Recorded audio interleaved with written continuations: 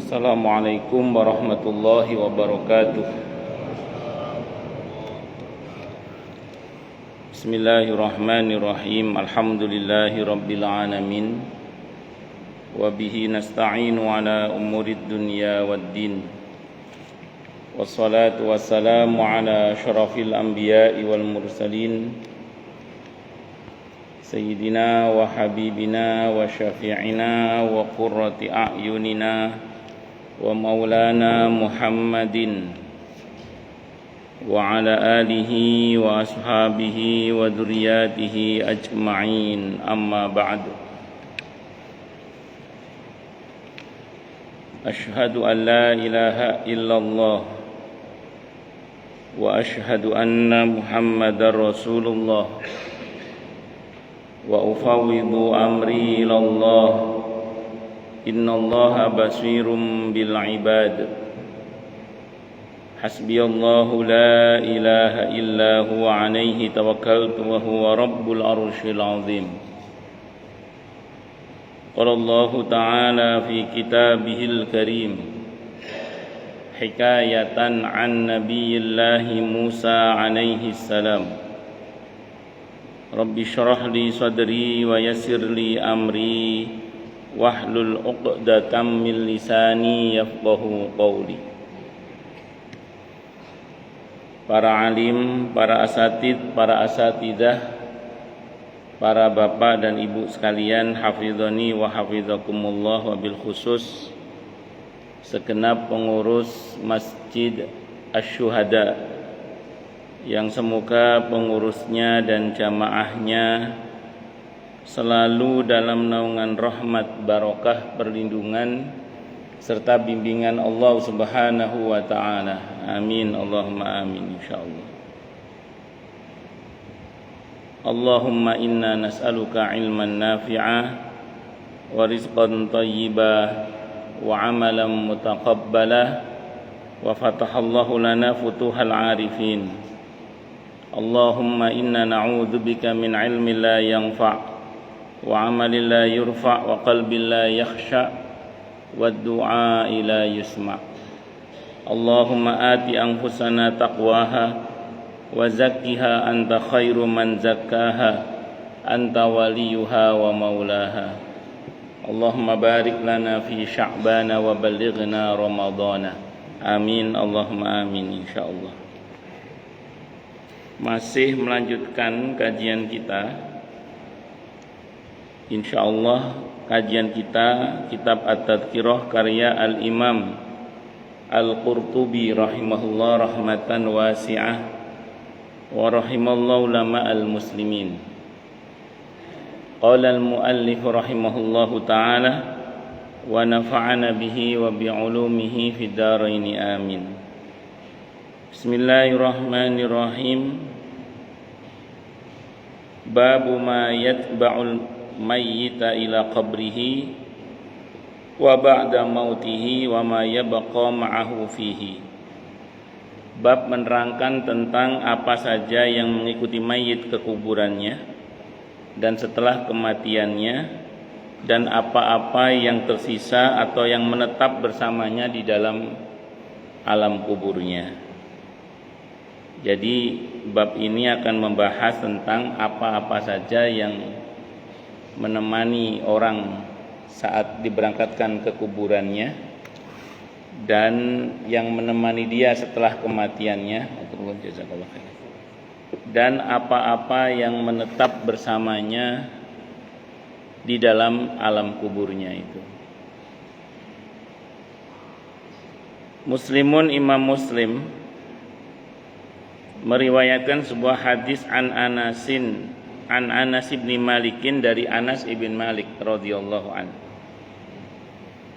Qala, beliau berkata, qala, bersabda siapa Rasulullah sallallahu alaihi wasallam.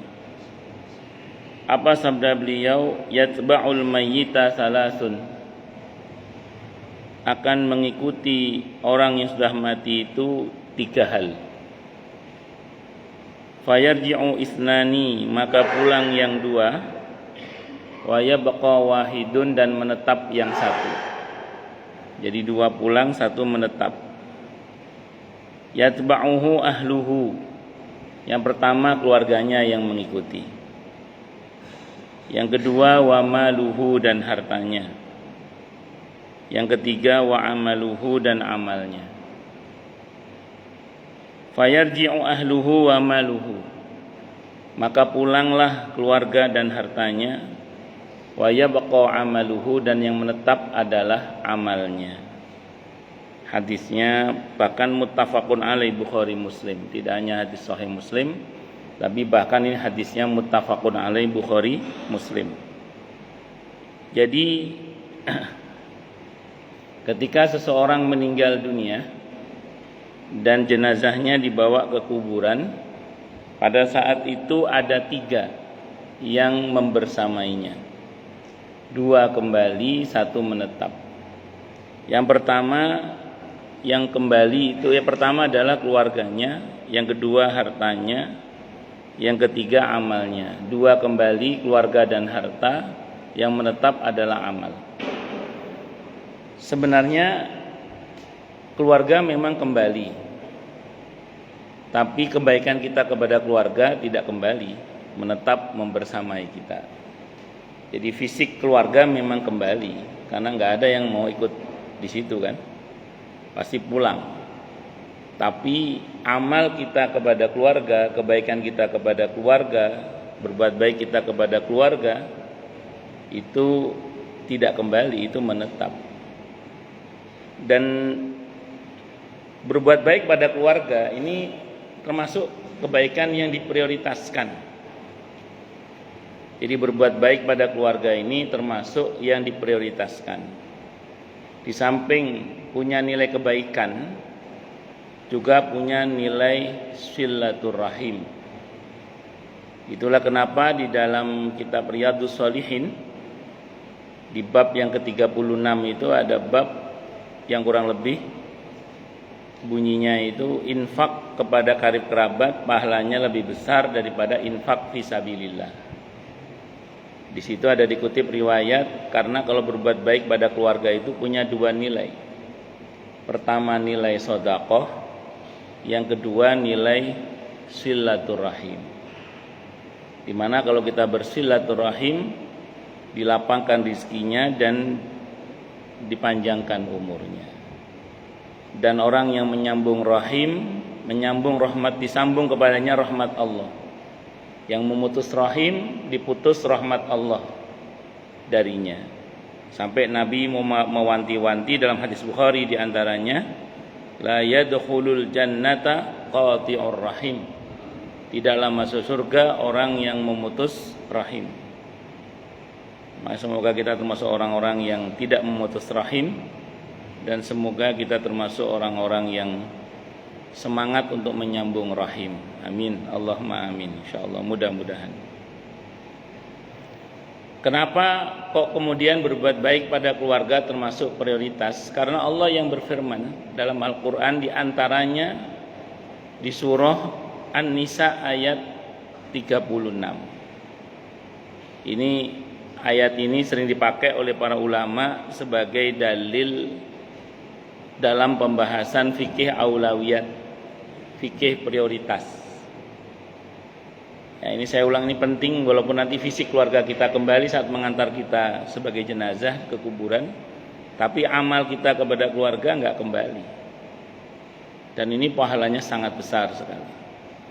Allah berfirman, wa'budullaha wa la tusyriku bihi syai'a wa bil walidaini ihsana wa bidil qurba wal yatama wal masakini wal jari dil qurba wal jaril junub wassahibi bil jambi wabni sabili wa ma malakat aymanukum innallaha la yuhibbu man kana mukhtalan fakhura. Beribadalah kalian kepada Allah dan jangan menyekutukannya dengan sesuatu pun. Pertama, kita harus memperbaiki hubungan dengan Allah. Kalau memperbaiki hubungan dengan Allah itu intinya cuma 2 kalau dalam ayat ini ya. Beribadah hanya kepada Allah. Yang kedua, jangan berlaku syirik, jangan berbuat syirik, jangan menyekutukan Allah dengan sesuatu pun. Tapi tidak cukup di situ, Allah melanjutkan dengan perintah agar kita berbuat baik kepada ibu bapak. Wabil walidaini ihsana. Maka jangan sampai kita ini bantu sana, bantu sini, nyumbang sana, nyumbang sini. Sementara orang tua sendiri miskin tidak pernah dibantu. Mertua sendiri miskin tidak pernah dibantu. Jangan sampai begitu. Loh, mertua kok masuk Ustadz? Dalam Islam ini ijma ulama ya, al-aba salasah. Yang namanya orang tua itu ada 3. Yang pertama alladzi yaliduka, yang melahirkan kamu, orang tua kandung. Yang kedua alladzi yunkihuka ibnatahu, yang menikahkan kamu dengan putrinya, mertua maksudnya. Dan yang ketiga adalah alladzi yuallimuka, yang mengajari kamu, guru-guru kita. Maka kepada mereka kita harus berbuat baik, termasuk orang tua dan mertua tadi. Makanya panjenengan sebagai suami jangan membuat kebijakan yang membuat istri panjenengan putus rahimnya dengan orang tuanya. Karena cara termudah untuk berbakti pada mertua adalah mengizinkan dan bahkan memberikan keleluasaan kepada istri kita untuk berbakti pada orang tuanya. Karena ada sebagian suami itu di sini nggak ada tempat lain. Nah, yang nanya ke saya ini orang Pondok Kopi. Nanti orang sini saya ceritain di Pondok Kopi sana. Tapi ini saya kan nggak sebut nama dah. Jadi ini pelajaran aja. Jadi beliau ini nanya ke saya kurang lebih begini, Ustadz, orang tua tinggal ibu Ustadz. Saya mau main ke rumah ibu saya sama suami dilarang Ustadz. Kata suami saya gini Ustadz, Mah, ngapain sih mah kamu ke orang tua kamu mah? Baktimu kepadaku mah itu pahalanya lebih besar daripada baktimu kepada orang tuamu. Aku ini surgamu mah, aku ini nerakamu, kata dia gitu. Akhirnya seperti terputus silaturahim saya dengan ibu saya Ustadz, gara-gara kebijakan suami saya itu. Maka saya jawab, statement suami Anda itu benar tapi salah, saya bilang gitu. Benar tapi salah. Benernya ya benar, karena itu dalam Islam berbaktinya istri pada suami kan pahalanya memang lebih besar daripada berbakti kepada kedua orang tua. Itu benar, nggak salah saya bilang. Itu kalimat Nabi, suamimu adalah surgamu, suamimu adalah nerakamu. Artinya pintu terdekat bagi seorang istri kalau mau masuk surga ya suami, pintu terdekat untuk masuk neraka juga suami. Itu benar kalimat itu. Salahnya adalah dia lupa bahwa memutus rahim itu dosanya besar. Gara-gara dia bertindak seperti itu, ibu tadi bilang apa? Putus silaturahim ibu dengan seperti putus silaturahim ibu dengan orang tua. Kalau itu disengaja oleh suami hingga memutus silaturahim antara seorang anak dengan ibunya, maka ingatkan suami Anda akan hadis Sahih Bukhari itu. La yadkhulul jannata qati'ur rahim. Tidak masuk surga orang yang memutus rahim. Maka hati-hati para suami dalam membuat kebijakan, jangan sampai memutus rahim antara istri kita dengan orang tuanya. Termasuk ibu-ibu, hati-hati juga. Jangan sampai membuat kebijakan yang membuat suami putus rahimnya dengan orang tuanya. Saya pas ngisi kajian di Arnot itu, habis kuliah zuhur ada yang menemui saya. Saya nggak tahu ada karyawan Arnot apa nggak sini. Dan saya nggak hafal orangnya, mungkin ada yang di sini saya nggak tahu juga. Pokoknya nemui saya. Beliau bilang ke saya gini, Ustadz, saya kalau mau transfer ke ibu saya nggak ngomong sama istri saya. Loh kenapa Pak? Kalau ketahuan istri perang Brontoyudo, Ustaz. Bisa perang katanya.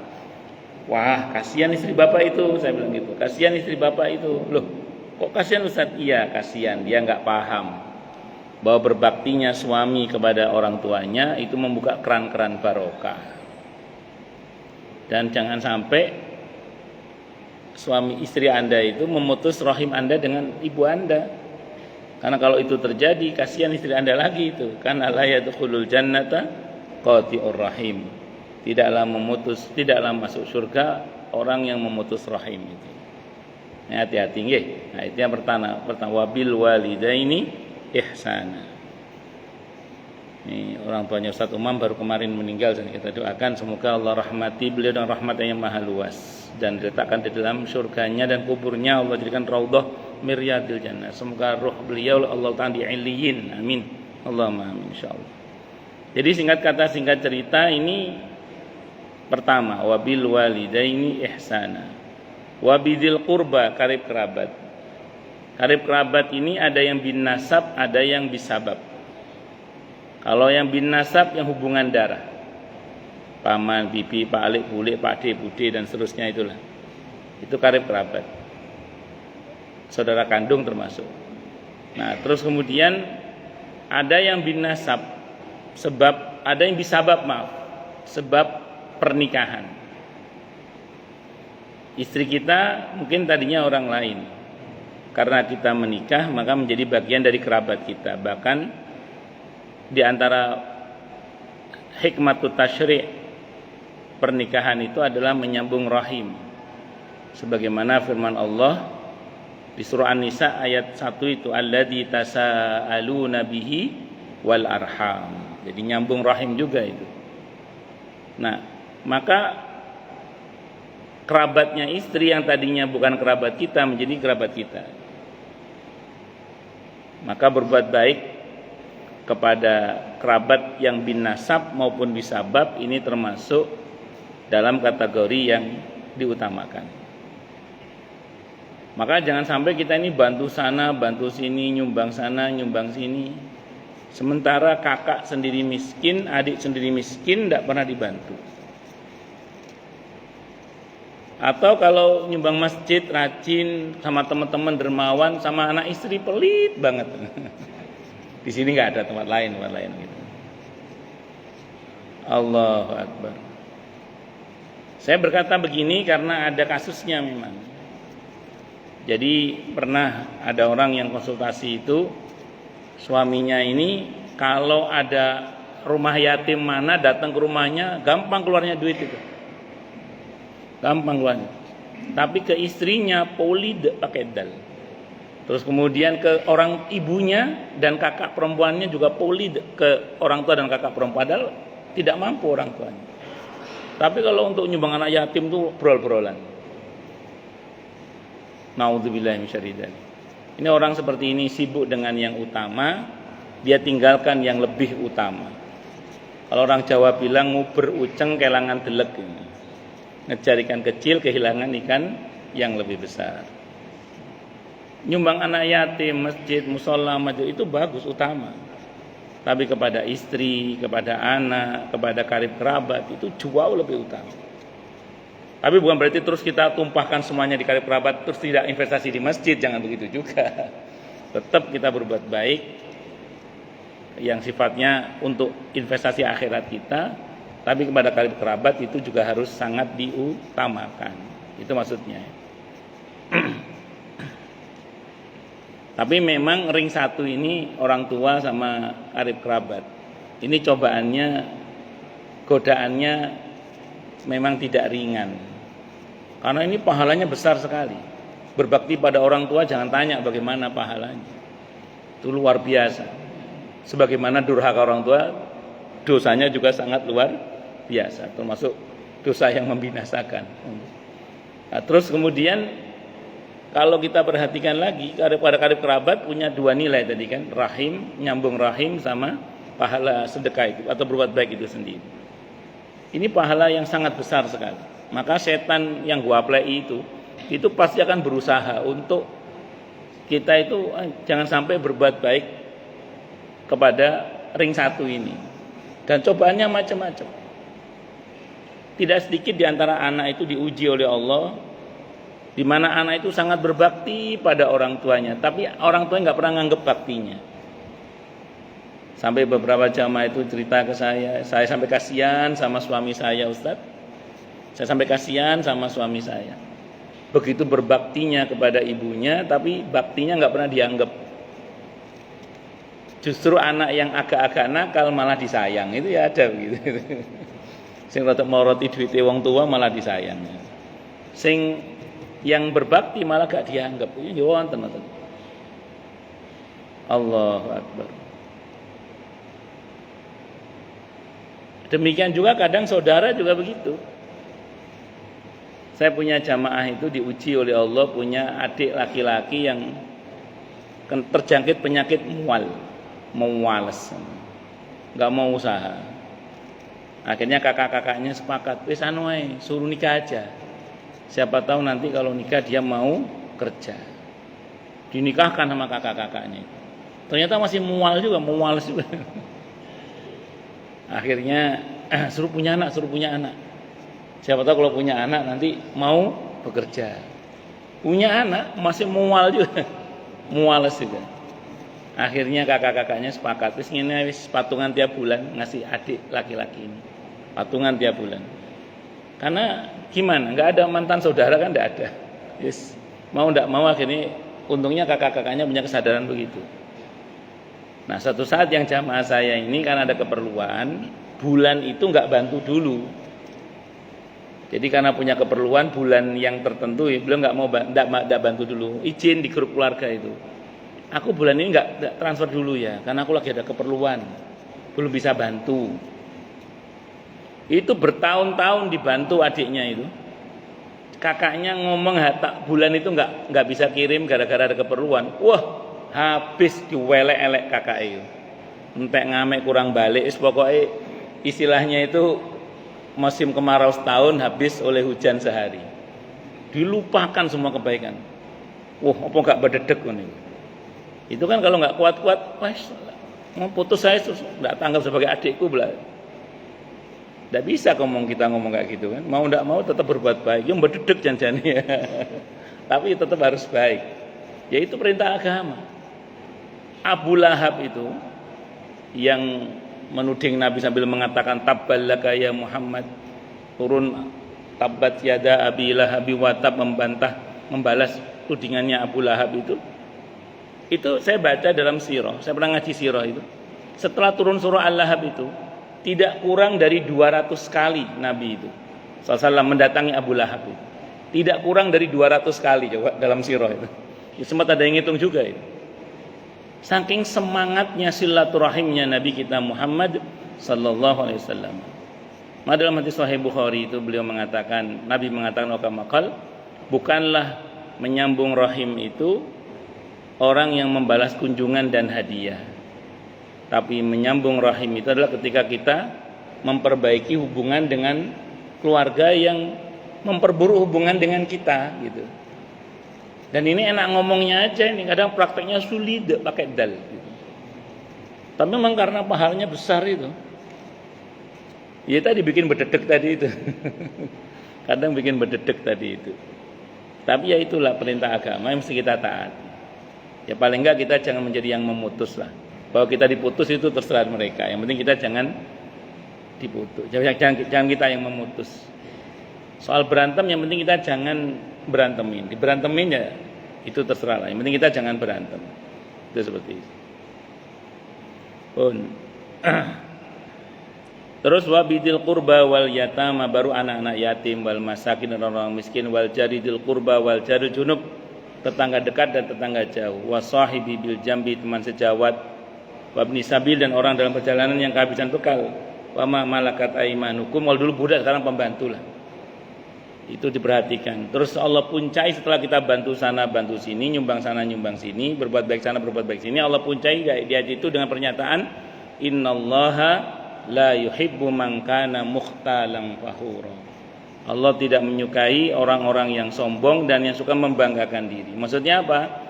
Kalau kita udah bisa bantu sana bantu sini, nyumbang sana nyumbang sini, berbakti sana berbakti sini, pada orang tua, pada karib kerabat, pada anak, pada istri dan seterusnya, maka jangan bangga dengan kemampuan kita dalam berbagi itu, karena sesungguhnya ingat kita itu mampu karena dimampukan oleh Allah. Kita itu bisa karena dibisakan oleh Allah. Bahkan kita itu bermanfaat karena diizinkan oleh Allah untuk bermanfaat. Dan ingat, kalau izin manfaat Allah cabut, langsung tidak bermanfaat. Dan itu mudah bagi Allah subhanahu wa ta'ala. Pun. Yang berikutnya terkait dengan harta juga sama. Harta memang kembali, fisik harta itu kembali. Dan mungkin dikubur bersama dengan kita. Kecuali ada keyakinan agama sebelah yang memang dikubur sak dunia-dunia ini wonten. Tapi kita kan tidak. Tapi apa yang kita kerjakan dengan harta kita, amal kita maksud itu menetap bersama dengan kita. Tapi apa yang kita kerjakan terkait dengan harta kita itu menetap bersama dengan kita. Maka berhati-hatilah terkait dengan harta, dari mana kita mendapatkannya dan kemana kita membelanjakannya. Karena sedikit banyak itu pasti akan menemani kita. Terus baru amal tadi. Nah, sebagian orang bertanya ke saya begini, Ustadz, sejak kapan amal itu menemani kita sebenarnya? Saya jawab dari sekarang. Dari sekarang. Jadi amal kita itu menemani kita dari sekarang. Bukankah istighfar kita itu juga punya manfaat dalam kehidupan kita? Sebagaimana yang Nabi sabdakan, man lazimal istighfara ja'alallahu min kulli dhiqin makhraja wa min kulli hammin faraja wa razaqahullahu min haitsu la yahtasib. Bukankah kalau kita rajin beristighfar itu mendatangkan pertolongan Allah, di mana yang sempit dilapangkan, yang buntu dibuka, dan Allah kasih kita rezeki dari arah yang tidak diduga-duga. Bukankah kalau kita membaca la haula wala quwata illa billah, itu sesuatu yang tadinya berat bagi kita akan diringankan oleh Allah untuk kita? Bukankah Nabi Yunus diselamatkan oleh Allah dengan membaca la ilaha illa anta subhanaka inni kuntu minadz dzalimin? Artinya apa? Amalan-amalan kita itu jangan dikira baru menemani kita setelah kita mati. Tidak. Dari sekarang pun sudah menemani kita. Maka ketika Nabi kita Muhammad sallallahu alaihi wasallam baru pertama kali menerima wahyu, kita tahu beliau syok, kaget, dan harus begitu beliau supaya dominan kemanusiaannya agar tidak dituhankan. Maka ketika itu Siti Khadijah menghibur Nabi dengan berkata apa? Tenang wahai suamiku, engkau tidak akan celaka karena engkau adalah orang yang peduli dengan fuqara masakin, anak-anak yatim. Engkau penyayang, engkau pembela orang yang terdolimi, engkau pokoknya sebutkan kebaikan-kebaikan Nabi kita Muhammad SAW. Gak usah khawatir. Kenapa? Karena tidak mungkin Allah cuek dengan amal-amal kita itu asal kita mengerjakannya dengan ikhlas. Maka itulah yang terjadi pada 3 orang yang tertawan di gua, yang tertutup pintu guanya oleh batu itu. Dengan apa mereka bertawasul? Di antaranya dengan amal soleh mereka.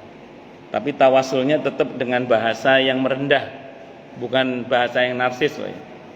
Saya tadi udah nyumbang masjid loh ya Allah, 100.000. Tolong saya Allah, enggak, jangan gitu bahasanya, jangan narsis.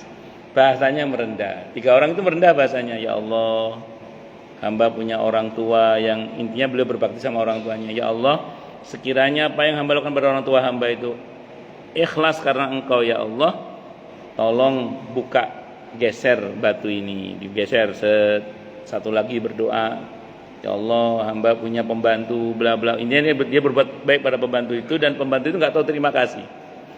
Tapi ya Allah, sekiranya apa yang hamba buat pada dia itu adalah ikhlas karena engkau ya Allah, tolong geser, digeser lagi. Ya Allah, yang satu lagi, ya Allah, hamba punya saudara perempuan sepupu saya, suatu saat dia minta bantuan kepada saya, saya ajak berzina, pas ketika hampir terjadi dia mengatakan ittaqillah. Akhirnya saya tidak jadi berzina dengan yang bersangkutan, dan saya ikhlaskan bantuan saya untuk dia tanpa harus membayar. Sekiranya apa yang hamba lakukan itu adalah merupakan kebaikan yang hamba lakukan ikhlas karena engkau ya Allah, tolong geser batu ini. Maka digeser, terbuka sempurna. Jadi memang amal itu sudah menemani kita dari sejak sekarang, bukan hanya sejak nanti ketika kita sudah mati. Dari sekarang pun sudah menemani. Makanya jangan dikira kebaikan-kebaikan yang kita lakukan itu nggak ada manfaatnya untuk kita sekarang ini, apalagi nanti di akhirat. Tapi jangan juga mengira bahwa perbuatan dosa yang kita lakukan juga tidak punya dampak kepada kita, karena semuanya akan faman ya'mal mithqala dzarratin khairan wa may ya'mal mithqala dzarratin syarran, kecuali yang bertobat kepada Allah Subhanahu wa taala. Allahu akbar. Jadi itu ya, yang kembali adalah keluarga dan harta, yang menetap adalah amal kita. Tapi jangan lupa tadi amal kita kepada keluarga berarti menetap, sebagaimana amal kita terkait dengan harta itu juga menetap bersama dengan kita itu. Warawa Abu Nuaim, dan meriwayatkan siapa Abu Nuaim min hadisi Qatadah, dari hadisnya Qatadah, an Anas bin Malikin, dari Anas bin Malik radhiyallahu an. Qala, beliau berkata, qala bersabda siapa Rasulullah sallallahu alaihi wasallam, sab'un, ada 7 amalan, yajri yang mengalir, apa ajruha pahalanya, lil abdi bagi seorang hamba, ba'da mautihi setelah kematiannya. Ini ada 7. Kalau di hadis Sahih Muslim ada 3 ya, ini 7. Itulah kenapa kita jangan hanya membatasi 3, karena ternyata Nabi menjelaskan tidak hanya itu, ada 7 bahkan. Dan ini hadisnya Sahih Muslim. Sahih Muslim juga, yang itu kan yang ingkota malu kan juga Sahih Muslim. Ini juga Sahih Muslim.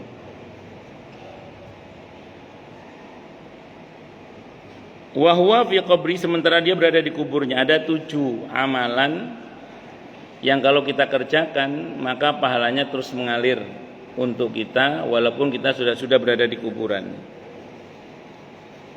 Yang pertama, man 'allama ilman au ajra naharon au hafara bi'ran au gharasa nakhlan au bana masjidan au warasa mushafan au taraka waladan yastaghfirullah ba'da mautihi. Yang pertama, man 'allama ilman, orang yang mengajarkan ilmu. Jadi ini berkaitan dengan ilmu yang bermanfaat. Sering orang nanya ke saya ini kalau bab ini ilmu agama atau ilmu lain juga Ustaz? Ilmu agama terutama, atau ilmu-ilmu yang lain yang penting bermanfaat, maka itu juga akan mendatangkan kebaikan. Misalnya panjenengan punya resep bikin masakan apa, diajarkan ke orang lain itu akhirnya mendapatkan manfaat dari ilmu itu untuk keluarganya, entah dibuat bisnis atau apa, maka ilmu itu termasuk. Nah, termasuk kalau panjenengan misalnya punya ilmu-ilmu yang lain. Saya pernah habis kajian itu ada bapak-bapak yang ngomong gini ke saya, Ustadz, ya enak kalau kayak Ustadz punya ilmu agama, kalau kami ini gimana cara bermanfaat ilmunya? Bapak apa? Saya orang IT Ustadz, belajar ilmu Bapak mahal nggak? Mahal juga sih katanya. Bisa nggak Bapak gabung beberapa teman-teman IT itu gabung bikin rumah singgah gitu loh, anak-anak fuqara masakin atau anak-anak yatim yang tidak kuat belajar ilmu Bapak tampung, terus untuk kemudian diajari ilmu IT. Tapi nanti Bapak libatkan para ustadz untuk ngajar ilmu agama, jadi biar dapat dua-duanya. Maka muncullah pondok pesantren IT yang yang sekarang gratis itu untuk fuqara masakin, untuk siapa yang tidak mampu. Itu begitu. Jadi ya jangan dikira terus kalau ilmu dunia tidak masuk juga, asal bermanfaat. Nah, syukur-syukur nanti digabung dengan ilmu agama. Jadi dunianya dapat, akhiratnya apa? Dapat. Itu seperti itu. Terus kemudian yang kedua, au ajro naharon, atau mengalirkan sungai, ya buat irigasi lah kalau bahasa kita, atau mengalirkan air ke persawahan, ya hubungan dengan irigasi. Au hafaro bi'ron, atau menggali sumur bersih maksudnya ya, atau sumur yang bermanfaat lah. Kan ada kadang di beberapa daerah itu yang butuh sumur bersih. Maka kalau kita patungan bantu mengadakan sumur bersih, entah itu di pesantren tertentu, di kampung tertentu, sehingga itu bermanfaat, maka selama itu bermanfaat kita dapat bagian pahalanya. Au ghorosa nakhlan, atau menanam pohon kurma. Kalau bukan kurma bagaimana? Dapat juga. Saya pernah baca sebuah buku itu Judulnya begini, ringankan akhiratmu dengan menanam pohon. Ringankan akhiratmu dengan menanam pohon. Rupanya kalau kita nanam pohon, samping bermanfaat untuk bertahannya air di bumi, karena sungai sama dengan pohon. Jadi sungai sama dengan apa? Pohon. Jadi kalau masih banyak pohon-pohon itu dengan izin Allah, ya berarti insya Allah sungai air masih aman. Kalau udah nggak ada pohon, secara sunatullah nggak ada sungai, kira-kira gitulah. Menurut teorinya itu gitu. Jadi di samping kita sodako air, kalau kita nanam pohon, yang kedua kita sodako oksigen. Dengan kita nanam pohon berarti kita sodako oksigen. Karena menurut penelitian kan pohon itu satu pohon atau satu daunnya saya lupa itu katanya bisa cukup untuk bernafas 2 orang apa katanya. Katanya saya nggak tahu, lupa. Kata saya baca di penelitiannya itu. Nah jadi singkat cerita nanam pohon itu sodakoh yang nggak ada henti-hentinya itu. Nah, apalagi terus pohon itu seperti kurma yang bisa dimanfaatkan buahnya. Nah itu lebih lagi nanti itu. Makanya kalau kita nanam pohon, ada gerakan nanam pohon, itu kita sedekah 2 paling enggak itu. Pertama sedekah oksigen, kedua sedekah air. Sedekah oksigen sama sedekah apa? Air. Syukur-syukur nanti buahnya bisa dinikmati, sedekah buah juga itu. Itu seperti itu. Nanam pohon, ringankan. Saya pernah baca buku judulnya Ringankan Akhiratmu dengan Menanam Pohon. Terus kemudian aubana masjidan atau membangun masjid, walaupun hanya sebesar sarang burung. Membangun masjid walaupun hanya sebesar sarang burung. Saya itu pernah ngangen-ngangen sebelum saya baca syarahnya hadis itu ya. Bangun masjid sekecil sarang burung itu kayak apa? Ternyata kata para ulama, saya baca dalam syarahnya itu, walaupun kita hanya nyumbang 1 batu bata maksudnya. Artinya kecil. Ada pembangunan masjid kita nyumbang walaupun hanya sebesar batu bata. Itu oleh Allah dibangunkan rumah di surga bahkan. Tapi ya kecil rumahnya, nyumbangnya segitu. Tapi lumayan punya rumah di surga. Lanjut. Nah, terus kemudian wah berarti ada dong satu orang yang berharta. Kalau kita nggak berharta, gampang. Kalau yang nggak berharta kasih tahu yang berharta. Kalau kita memberitahu, Pak ada masjid dibangun sana Pak. Pak itu masjid butuh karpet Pak. Kita memberitahu itu. Hadisnya Sahih Muslim. Kita dapat pahala yang sama dengan yang kita beri tahu. Jadi Islam itu adil. Yang tidak berharta pun bisa punya pahala sebesar yang berharta. Dengan cara bagaimana? Beritahu yang berharta gitu loh. Kalau kita memberitahu yang berharta, maka kita akan dapat pahala yang sama dengan yang beramal gara-gara kita beritahu. Itu hadisnya Sahih Muslim. Terus kemudian awarasa mushafan, atau dia mewariskan mushaf. Jadi mewariskan mushaf. Kalau dulu mushaf itu barang mahal ya. Kalau sekarang mudah dibeli insya Allah dan banyak aplikasi juga. Tapi tetap bermanfaat insya Allah. Karena beberapa orang kan juga lebih akrab kalau baca pakai mushaf daripada pakai aplikasi. Tapi memang akan lebih bermanfaat kalau wakaf atau memberi mushaf itu kalau ditaruh di samping di masjid ya, di pesantren. Kalau di pesantren insya Allah hampir dipastikan dipakai itu. Para santri itu walaupun punya Quran 3, insya Allah 3-3-nya dipakai. Karena mesti kalau terutama kalau santri hafalan Quran ya mesti dedel duel Qurannya mesti. Dedel duel maksudnya wah gak karu-karuan bentuknya gitu. Itu seperti itu. Terus kemudian autaroka waladan yastaghfirullah, atau dia meninggalkan anak yang selalu memintakan ampun untuknya. Anak ini selalu ngikut ya. Sebenarnya istighfar saudara-saudara sesama muslim itu bermanfaat bagi mayit.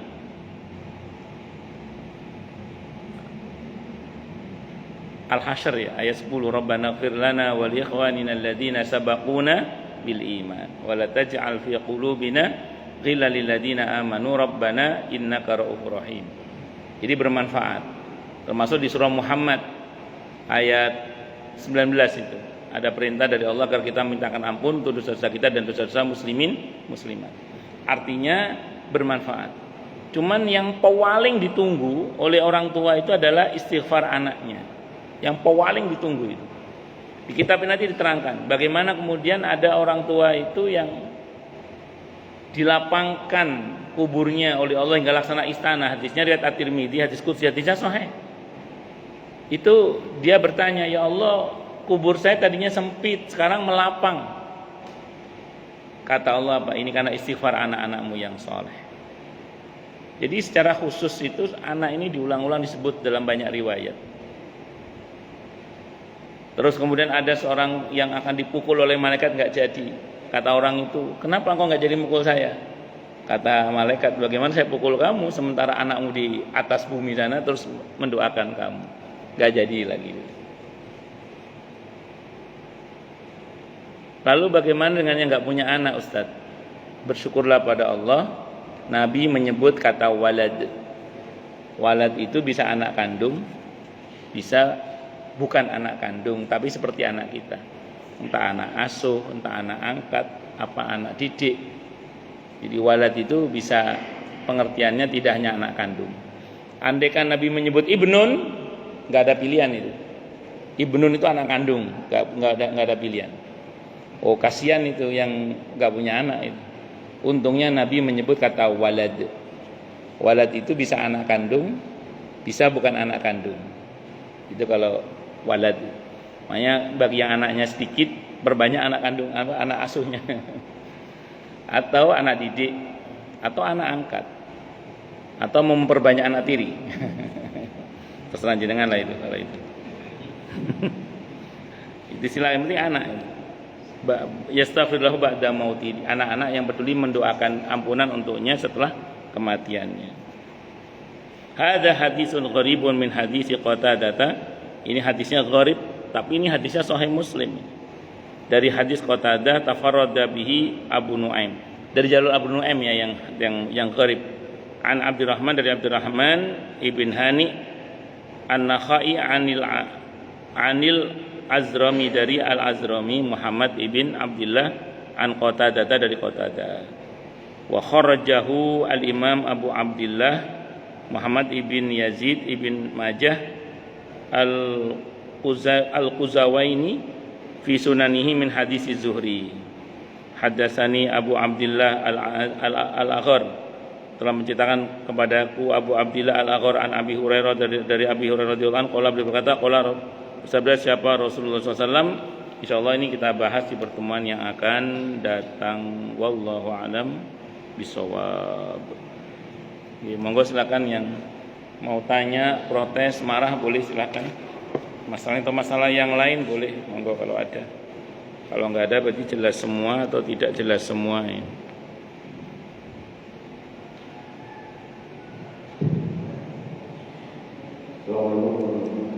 Waalaikumsalam warahmatullahi wabarakatuh. Ya.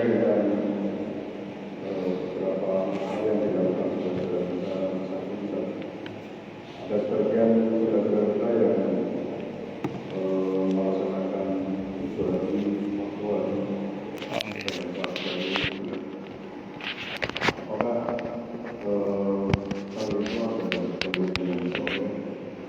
sehingga bisa kita lakukan dalam menggunakan orang tua, kerabat, atau saudara.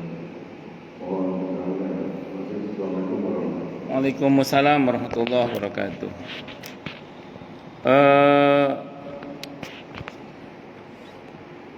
Kalau kita langsung mau main matangnya saja. Sebutlah ini misalnya, walaupun teman-teman yang melaksanakan itu punya hujah, punya argumentasi hukum. Tapi terlepas dari itu, anggaplah ini matang sebagaimana tuduhan sebagian orang yang matang itu tradisi. Anggap itu tradisi gitu ya. Anggap itu. Nanti kalau kita kupas dalilnya ada juga sih. Cuman anggap ini tradisi. Tradisi itu di dalam Islam disikapi dengan diterima asal sesuai dengan syariat, ditolak kalau bertentangan dengan syariat. Panjenengan kalau pernah belajar usul fikih, kalau pernah belajar usul fikih, itu ada kaidah pokok di dalam usul fikih itu yang berbunyi al-adatul muhakkamah. tradisi itu bisa dijadikan sebagai landasan hukum. Nah, adat itu dalam usul fikih dibagi dua. Ada al-'adah as-salihah, ada al-'adah al-fasidah. Ada tradisi yang sesuai dengan syariat, ada tradisi yang bertentangan dengan syariat. Nah, yang bertentangan tentu ditolak, yang sesuai diterima. Nah, perihal 3 hari, 7 hari, 40 hari, 100 hari, haul dan lain sebagainya, terlepas dari apapun itu, selama itu tidak bertentangan dengan syariat, maka diterima sebenarnya kalau kita pakai kaidah itu. Namun kalau bertentangan dengan syariat, tentu ditolak. Di mana letak bertentangannya? Pertama, kalau itu sifatnya menekan dan memaksa kepada pihak yang kena musibah. Udah kena musibah, dipaksa membuat ini itu misalnya, dan itu dia merasa terbebani misalnya. Kalau dia merasa terbebani, merasa terpaksa, merasa dipaksa, maka itu tidak boleh. Bahkan Nabi marah kan, ketika ada sekelompok orang, ketika sahabat Ja'far radhiyallahu anhu wafat, itu minta makan ke keluarga Ja'far. Nabi marah itu, mengatakan isna'u li ali Ja'far ta'aman. Bukannya minta makan sama keluarga Ja'far, mestinya kalian buatin makanan buat keluarga Ja'far. Kan begitu sabda Nabi Aukamakal. Jadi kalau sampai menekan, memaksa tidak boleh. Orang udah kena musibah, dipaksa untuk, nah itu tidak boleh kalau itu karena dipaksa. Tapi kalau atas kemauannya sendiri boleh. Hadisnya riwayat Abi Dawud, hadisnya nomor 2894. Ketika itu Nabi takziah, ada sahabat yang meninggal dunia, beliau mengantar jenazah sampai ke pemakaman. Kemudian begitu beliau pulang, pembantunya mengatakan, "Ya Rasulullah, panjenengan ditunggu di rumah, suruh balik lagi." Akhirnya Nabi bersama para sahabat kembali ke tempat orang yang kena musibah itu. Ternyata sudah dihidangkan makanan. Beberapa sahabat nengok, Nabi makan nggak? Nabi makan nggak? Ternyata Nabi makan, karena takut Pak. Takutnya dilarang. Ternyata Nabi makan. Begitu Nabi makan, semua ikut makan. Begitu menyentuh daging kambing, Nabi bertanya, "Mana tuan rumah?" "Saya Rasulullah." "Kenapa daging kambing ini haram?" Kata Nabi gitu. Saya nyuruh pembantu saya nyari kambing, nggak ada yang punya kambing, sampai ke Bakit pun nggak ada kambing. Nah, ada tetangga punya kambing milik suaminya, dijual ke pembantu saya tanpa seizin suaminya. Jangan dilakukan lagi, kata Nabi. Itu cacat dalam akad, bukan soal makanannya haram, tapi cacat dalam akad. Maka beliau suruh agar kambing itu serahkan kepada para tawanan. Para tawanan saat itu bukan orang di penjara, tapi budak-budak saat itu. Nah, jadi kalau atas maunya sendiri, silakan, tidak ada masalah. Ustadz, bagaimana dengan hadis yang mengatakan kumpul-kumpul di keluarga mayit dan makan-makan bagian dari meratap? Hadis itu memang disahihkan oleh para ulama belakangan. Tapi seingat saya, Ibnu Hajar Al-Asqalani itu termasuk yang mendhaifkan riwayat itu dengan dhaif jiddan. Lemah sekali hadis itu yang mengatakan bahwa berkumpul dan makan-makan di keluarga orang yang kena musibah itu bagian dari meratap. Jadi kalau ulama belakangan memang banyak yang mensahihkan itu, tapi ulama terdahulu seperti Ibnu Hajar Al-Asqalani justru mendhaifkan dengan dhaif jiddan riwayat itu. Lalu bagaimana perihal 3 hari? Al-Imam An-Nawawi rahimahullah dalam kitab Al-Adhkar An-Nawawi di bab tentang takziah, beliau mengatakan, para ulama berkata sunnah takziah selama 3 hari. Lebih dari 3 hari ulama beda pendapat. Kata Imam Nawawi itu, pendapat yang pertama makruh, karena orang udah mulai lupa gara-gara orang takziah terus jadi keingetan. Tapi pendapat yang kedua mengatakan mubah, boleh. Tahu nggak kenapa kau dikatakan mubah? Karena takziah itu perkara muamalah, bukan ibadah mahdhah. Kalau muamalah, hukum asalnya adalah boleh. Al-aslu fil muamalati al-ibahah hatta yadulla dalil ala tahrimiha. Hukum asalnya muamalah adalah boleh hingga ada dalil yang melarangnya. Selama tidak ada dalil yang melarang berarti boleh, karena itu muamalah. Takziah itu muamalah, dia bukan ibadah. Bahwa dia punya nilai ibadah, iya, tapi dia bukan ibadah. Beda antara ibadah sama punya nilai ibadah, itu beda. Makanya namanya ibadah ghairu mahdhah atau ibadah muamalah. Mengenai 7 hari ini, kalau mengenai 7 hari nanti silakan dibaca dalam kitab Ar-Ruh Ibnu Qayyim Al-Jauziyah rahimahullah. Saya kan juga ngajar kitab Ar-Ruh Ibnu Qayyim Al-Jauziyah rahimahullah. Beliau menyebutkan riwayat dalam kitab itu, sahabat Ansor itu kalau ada orang yang meninggal dunia dari kalangan mereka, itu setelah pemakamannya bahkan dibacakan Al-Quran selama 7 hari di kuburannya bahkan. Itu nanti bisa dicek dalam kitab Ar-Ruh Ibnu Qayyim Al-Jauziyah rahimahullah. Walaupun terus ada seorang ustadz yang dalam sebuah media mengatakan jangan baca kitab Ar-Ruh. Enggak, itu Ibnu Qayyim yang mengatakan. Bisa dicek nanti itu. Itu seperti itu. Terus kemudian bahwa ada di pertemuan sebelumnya saya katakan bahwa bahwa ada perbedaan pendapat memang iya. Tapi terus kemudian mengenai 7 hari itu juga dikutip dari pernyataan Imam Tawus. Imam Tawus yang beliau menceritakan akidah para sahabat. Cuman sanadnya itu dari Sufyan Ats-Tsauri rahimahullah terus Imam Tawus. Menurut riwayat Sufyan Ats-Tsauri dan Imam Tawus ini ketika Imam Tawus wafat, Imam Sufyan Ats-Tsauri ini usianya baru 6 tahun. Sehingga kemungkinan ini terputus antara Sufyan Ats-Tsauri rahimahullah dengan siapa tadi? Dengan Imam Tawus. Cuman 13 dari murid Imam Tawus itu gurunya Sufyan Ats-Tsauri. Sehingga besar kemungkinan beliau mendengar hadis itu dari gurunya yang muridnya muridnya Imam Tawus itu. Seperti ini loh. Abu Hurairah radhiyallahu anhu itu punya murid namanya Sa'id ibn Musayyib rahimahullah. Itu sering Sa'id ibn Musayyib itu berkata qala Rasulullah. Itu kalau di ilmu hadis putus itu. Namanya munqati'. Karena mauquf, terhenti di terputus ya maaf. Karena dari tabi'in lompat ke qala Rasulullah. Berarti ada satu generasi yang terputus. Nah, tahap hadis mursal namanya, hadis mursal namanya. Tapi yang menjamin perkataan Sa'id ibn Musayyib itu sahih siapa? Imam Bukhari. Kenapa? Karena Sa'id ibn Musayyib itu murid dan menantunya Abu Hurairah radhiyallahu anhu. Sehingga kalau beliau berkata qala Rasulullah, besar kemungkinan beliau mendengar dari gurunya dan mertuanya yaitu Abu Hurairah radhiyallahu anhu. Sama dengan ini Sufyan Ats-Tsauri rahimahullah ketika berkata Imam Tawus, besar kemungkinan mendengar dari 13 gurunya yang notabene adalah muridnya Imam Tawus. Imam Tawus menceritakan akidah para sahabat. Dikutip dalam beberapa riwayat termasuk dalam kitab Hulyatul Auliya Abu Nuaim di antaranya. Apa kata mereka para sahabat? Kalau orang itu baik ditanya di kuburnya 7 hari.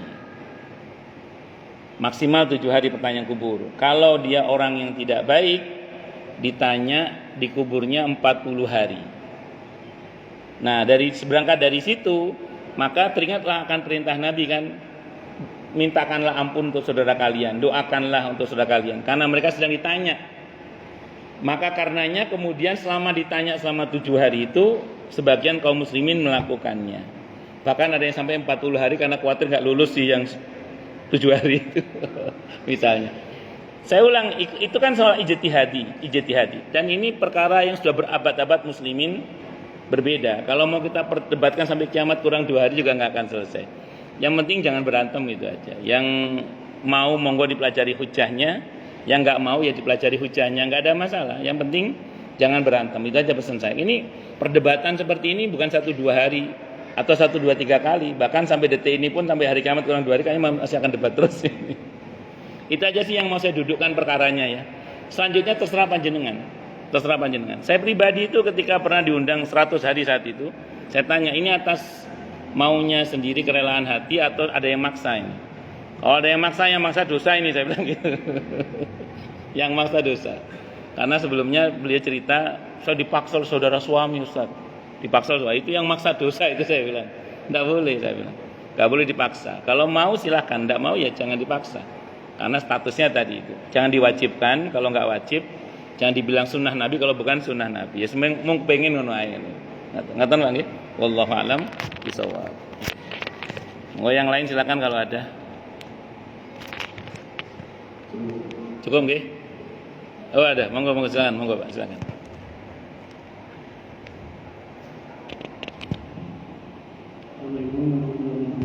Waalaikumsalam warahmatullahi wabarakatuh.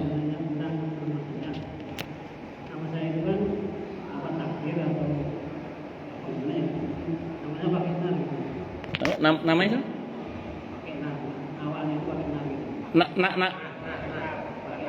nama Bapak? Nar. Terus. Nama lengkap siapa? Narwi? Narwita. Oh, bukan bahasa Arab toh? Iya, saya punya zaman namanya Narwati juga. Narwanto. Jadi bukan bahasa Arab toh? Kalau bukan bahasa Arab, mboten napa-napa. Insyaallah. Oh iya, baik. Sudah terjadi kan? Berarti takdir. Kan ada qada, ada qadar. Tapi ngeten nggih, memang ada beberapa nama-nama di luar Arab. Itu kalau kita tarik ke dalam bahasa Arab, itu nanti mananya jadi kurang bagus gitu. Misalnya ada orang namanya Roni misalnya gitu. Roni itu. Itu kalau pakai bahasa Arab disebut dalam cepat Roni, itu artinya lihatlah aku. Tapi kalau Roni panjang, Mas Roni itu artinya beda itu. Roni itu artinya kalabal ron, nokta hitam yang menempel di hati karena perbuatan dosa yang kita lakukan. Jadi kalau ron itu nokta hitam artinya. Mas Roni, Mas nokta hitam gitu berarti. Tapi kan Roni kan bukan bahasa Arab kan Roni itu. Kalau dicepatkan Roni fi'il amar, Ro lihatlah ni aku, Roni lihatlah aku itu. Saya mendingan lah. Itu contoh. Apalagi ya? Banyak lah, Pak. Makanya asalkan jangan nyata-nyata itu diambil dari Al-Qur'an, tapi salah ambil. Kayak ada orang namanya Tony. Nama lengkap Pak, Syaitoni. Pasti salah itu. Ya. Jadi kalau Bapak insyaallah Narwita insyaallah mboten lah. Kan bukan Arab toh. Dan insyaallah secara bahasa yang dimaksud artinya baik kan? Nggih mboten napa-napa. Ya memang gini, termasuk kesunahan dalam Islam adalah mengganti nama yang artinya buruk dengan yang artinya baik. Sependek yang saya pernah belajar sirah ya. Tidak kurang dari 600 sahabat itu diganti namanya oleh Nabi kita Muhammad sallallahu alaihi wasallam karena artinya jelek. Nah, jadi kalau jenengan rumangsa artinya jelek namanya ya diganti dengan yang artinya baik. Tapi susah ngurus hitam di atas putihnya Ustaz. Yang di atas putih biarin aja itu. Yang di KTP biarin aja. Tapi yang sebutan sehari-hari diganti dengan yang baik-baik. Wallahu a'lam bishawab. Ngoten Pak nggih. Cukup? Baik. Kita tutup dengan hamdalah. Alhamdulillahirabbil alamin. Semoga kajian kita bisa bermanfaat, mubarakah fi dini wa dunya wal akhirah untuk kita, keluarga kita dan seluruh umat Islam semuanya, dan mudah-mudahan kita semua dijadikan oleh Allah sebagai orang-orang yang sukses dunia akhirat, selamat dunia akhirat, bahagia dunia akhirat, dan dipermudah setiap urusan kita oleh Allah fi dini wa dunya wal akhirah. Semoga Allah limpahkan hidayah selalu untuk kita, semoga Allah tingkatkan selalu hidayah untuk kita, dan semoga Allah berikan hidayah untuk siapapun yang melihat kita. Subhanakallahumma bihamdika asyhadu an la ilaha illa anta astaghfiruka wa atubu ilaik. Sallallahu alaihi Muhammad wa ala alihi washabihi wasallam. Saya mohon maaf. Wassalamualaikum warahmatullahi wabarakatuh.